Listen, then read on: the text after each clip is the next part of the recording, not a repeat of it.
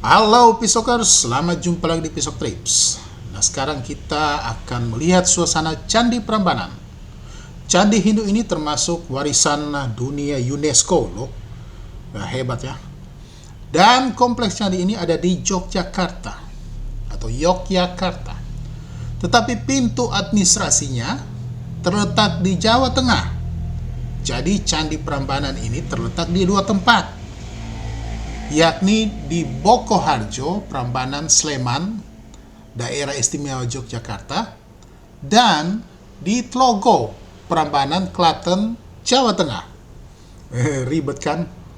Nah, pokoknya ke Jogja aja dan tanya di mana Candi Prambanan, dan kita pasti akan diarahkan dan tiba di lokasi.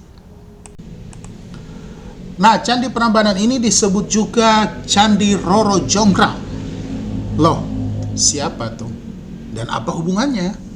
Nah, bentar kita bahas ya, sabar. Nonton aja dulu, dan selamat menonton.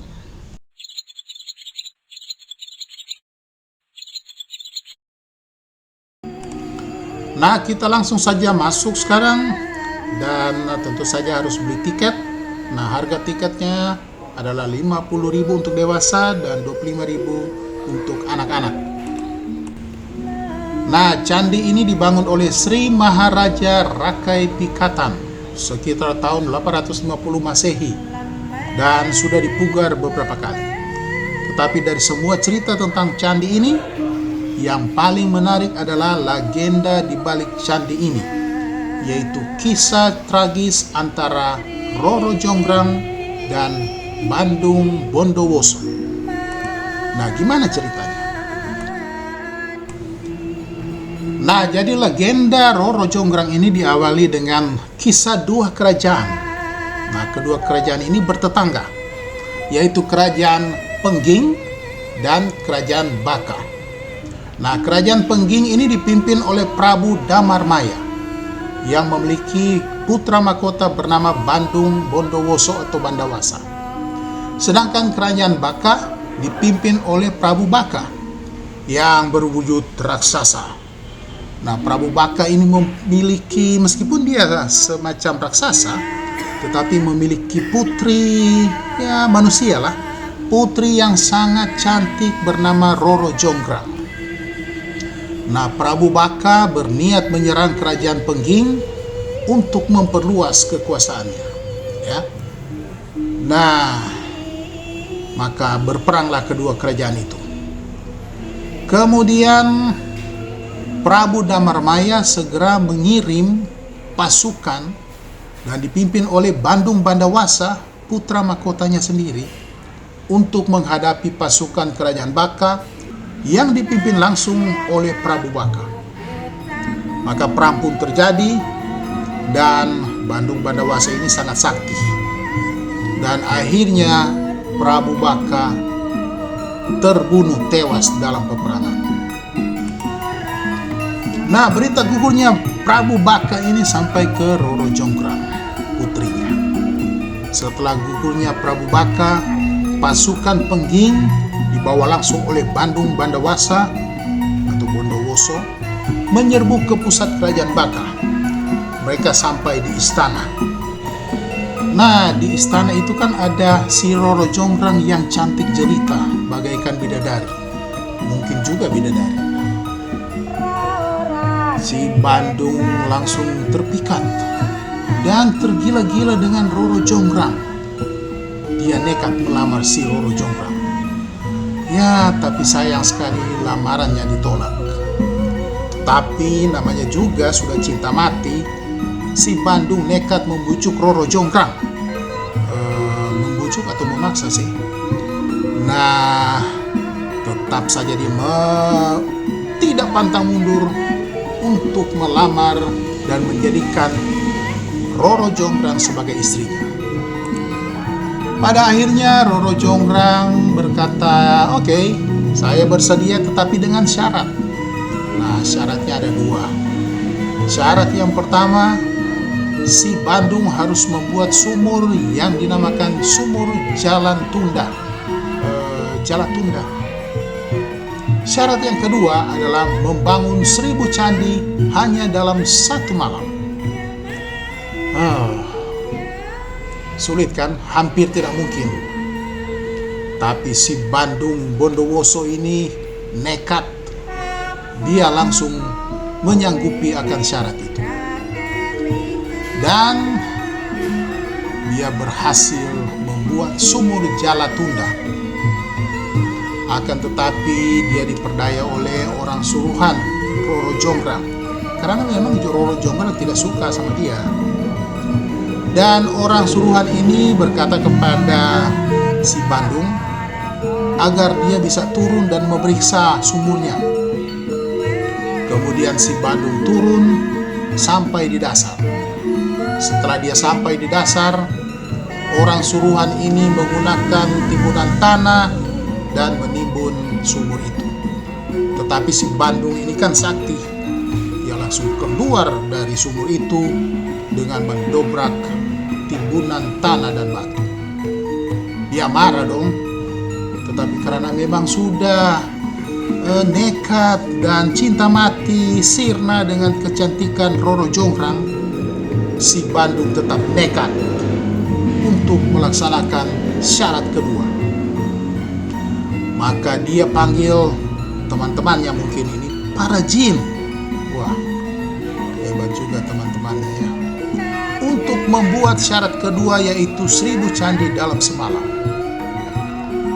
Nah, singkat cerita, kalau kita ikuti terus itu satu malam ya prosesnya. Jadi kita singkat aja cerita. Nah, singkat cerita, candi sudah hampir selesai. 999 candi selesai. Nah, tinggal satu lagi. Dan kemudian beritahukanlah kepada si Roro Jonggrang bahwa tinggal satu candi lagi. Maka dia akan menjadi istri daripada Bandung Bondowoso. Waduh, gawat nih. Nekat aja itu orang. Udah bunuh ayah saya, masih gak punya hati untuk melamar saya. Enak aja, ini harus digagalkan. Mungkin begitu pikir si Roro Jonggrang. Kemudian Roro Jonggrang pun berusaha menggagalkannya. Ia segera membangunkan para dayang istana dan perempuan-perempuan desa untuk mulai menumbuk padi dengan alu, serta memerintahkan agar gundukan jerami dibakar. Suara alu berhasil meyakinkan para jin yang membantu membuat candi-candi itu bahwa hari sudah pagi. Dan dengan demikian para jin pun berhenti membuat candi. Mereka gagal.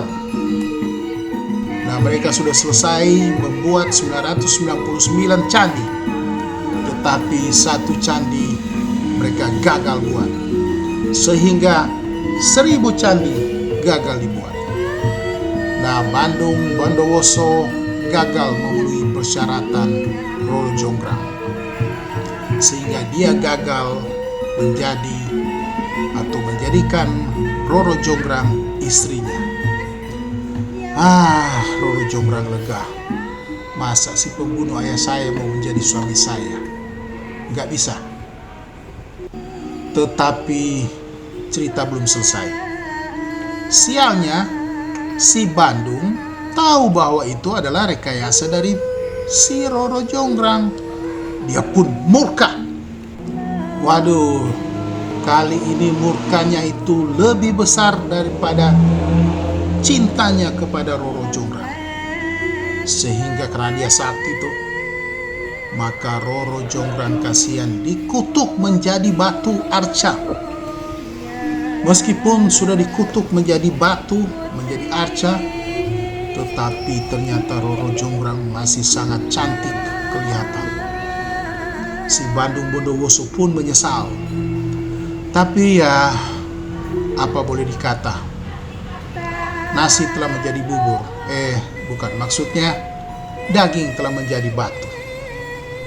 Nah, begitulah legenda di balik Candi Prambanan ini.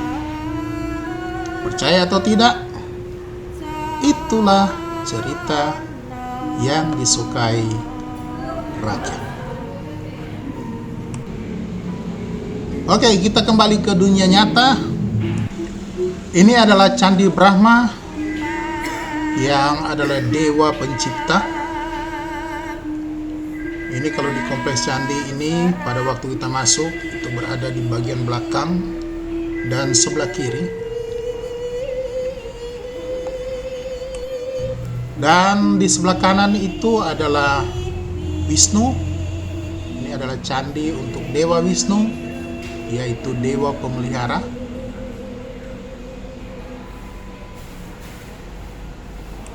Dan di antara Candi Brahma dan Candi Wisnu adalah candi yang paling besar, yaitu Candi Siwa. Dan ini adalah untuk Dewa Siwa, yaitu dewa pelebur atau dewa perusak. Dan kompleks Candi Prambanan ini dulunya disebut Siwa Graha, yaitu rumah Siwa. Jadi ini adalah candi Hindu yang merupakan atau ditetapkan sebagai warisan budaya oleh UNESCO, salah satu badan PBB untuk pendidikan dan kebudayaan. Nah, Pisokers, puing-puing yang Anda lihat ini bukan karena si Bandung yang gagal membangunnya, tetapi ini karena gempa bumi, sehingga candi-candi ini runtuh dan menjadi puing-puing. Yang lain ini sudah direstorasi, sedangkan yang puing-puing itu belum. Nah, seperti ini kelihatan Candi Prambanan atau kompleks percandian Prambanan. Yang di tengah, yang di bagian belakang itu adalah Candi Siwa, sedangkan yang di bagian belakang yang agak ke kiri, itu adalah Candi Brahma, dan yang di kanan itu adalah Candi Wisnu. Dan kita akan keluar sekarang. Nah, sampai di sini jumpa kita di video ini. Kita akan bertemu lagi di video berikut. Terima kasih. Bye.